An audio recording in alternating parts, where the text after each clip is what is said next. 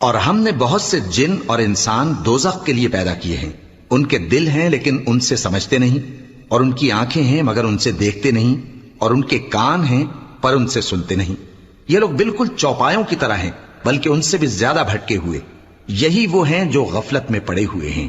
اور اللہ کے سب نام اچھے ہی اچھے ہیں، تو اس کو انہی ناموں سے پکارا کرو، اور جو لوگ اس کے ناموں میں کجی اختیار کرتے ہیں ان کو چھوڑ دو۔ وہ جو کچھ کر رہے ہیں ان قریب اس کی سزا پائیں گے۔ اور ہماری مخلوقات میں سے وہ لوگ بھی ہیں جو حق کا رستہ بتاتی ہیں اور اسی کے مطابق انصاف کرتی ہیں، اور جن لوگوں نے ہماری آیتوں کو جھٹلایا ان کو ہم بتدریج اس طرح پکڑیں گے کہ ان کو معلوم ہی نہیں ہوگا، اور میں ان کو مہلت دیے جاتا ہوں، میری تدبیر بڑی مضبوط ہے۔ کیا انہوں نے غور نہیں کیا کہ ان کے رفیق یعنی پیغمبر کو کسی طرح کا بھی جنون نہیں ہے؟ وہ تو صاف صاف خبردار کرنے والے ہیں۔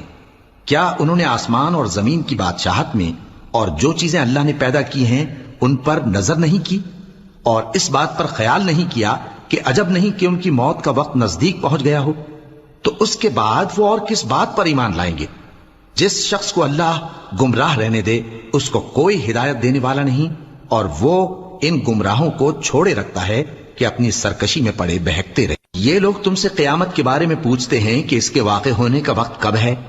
کہہ دو کہ اس کا علم تو میرے پروردگار ہی کو ہے، وہی اسے اس کے وقت پر ظاہر کر دے گا۔ وہ آسمان اور زمین میں ایک بھاری بات ہوگی اور ناگہاں تم پر آ جائے گی۔ یہ تم سے اس طرح دریافت کرتے ہیں کہ گویا تم اس سے بخوبی واقف ہو۔ کہو کہ اس کا علم تو اللہ ہی کو ہے، لیکن اکثر لوگ یہ نہیں جانتے۔ کہہ دو کہ میں اپنے فائدے اور نقصان کا کچھ بھی اختیار نہیں رکھتا مگر وہ جو اللہ چاہے، اور اگر میں غیب کی باتیں جانتا ہوتا تو بہت سے فائدے جمع کر لیتا اور مجھ کو کوئی تکلیف نہ پہنچتی۔ میں تو مومنوں کو ڈر اور خوشخبری سنانے والا ہوں۔